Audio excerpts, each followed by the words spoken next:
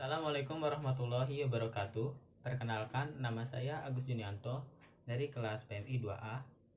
Saya ingin melanjutkan penjelasan mengenai tujuan, jenis konstitusi, dan motif-motif konstitusi.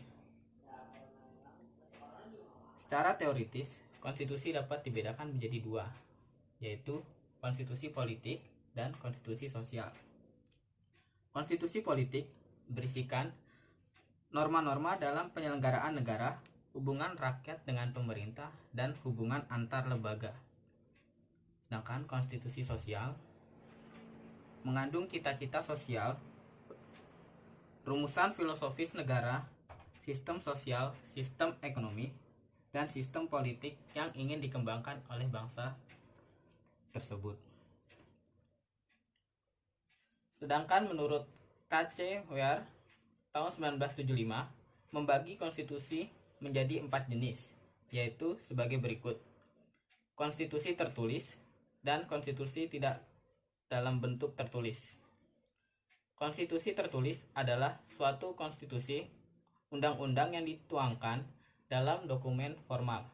Sedangkan konstitusi yang bukan dalam bentuk tertulis adalah suatu konstitusi yang tidak dituangkan dalam dokumen formal. Contohnya, konstitusi yang berlaku di Inggris, Israel, dan New Zealand.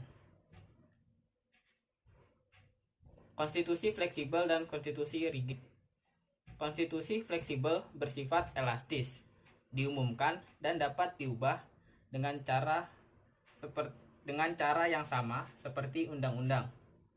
Sedangkan konstitusi rigid mempunyai kedudukan dan derajat yang jauh lebih tinggi dari peraturan perundang-undangan yang lain, yang hanya dapat diubah dengan cara yang khusus atau istimewa atau dengan persyaratan yang berat. Konstitusi derajat tinggi dan konstitusi derajat tidak derajat tinggi. Konstitusi derajat tinggi adalah suatu konstitusi mempunyai kedudukan tertinggi dalam negara. Sedangkan konstitusi derajat tidak derajat tinggi adalah suatu konstitusi yang tidak mempunyai kedudukan seperti derajat tinggi, sehingga persyaratan mengubah konstitusi ini tidak sesulit mengubah konstitusi derajat tinggi, melainkan sama dengan pengubahan undang-undang. Yang keempat, konstitusi negara serikat dan negara kesatuan. Negara serikat didapatkan sistem pembagian kekuasaan antara pemerintah negara serikat dengan pemerintah negara bagian. Pembagian tersebut dalam konstitusinya atau undang-undang dasar.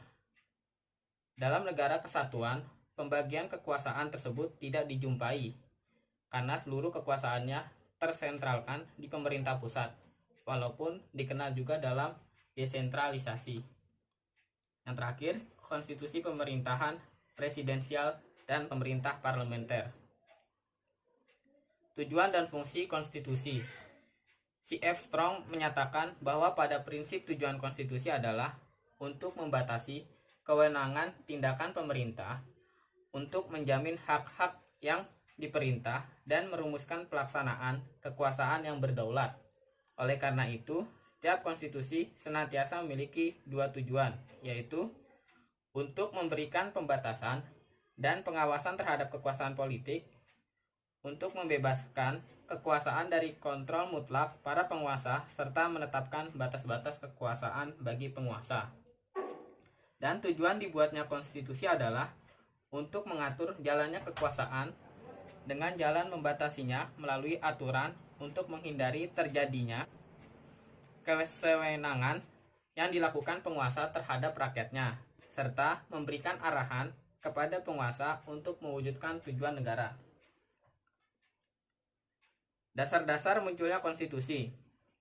Menurut Lord Bryce, ada 4 motif timbulnya konstitusi. Yang pertama, adanya keinginan anggota warga negara untuk menjamin hak-haknya yang mungkin terancam dan sekaligus membatasi tindakan-tindakan penguasa.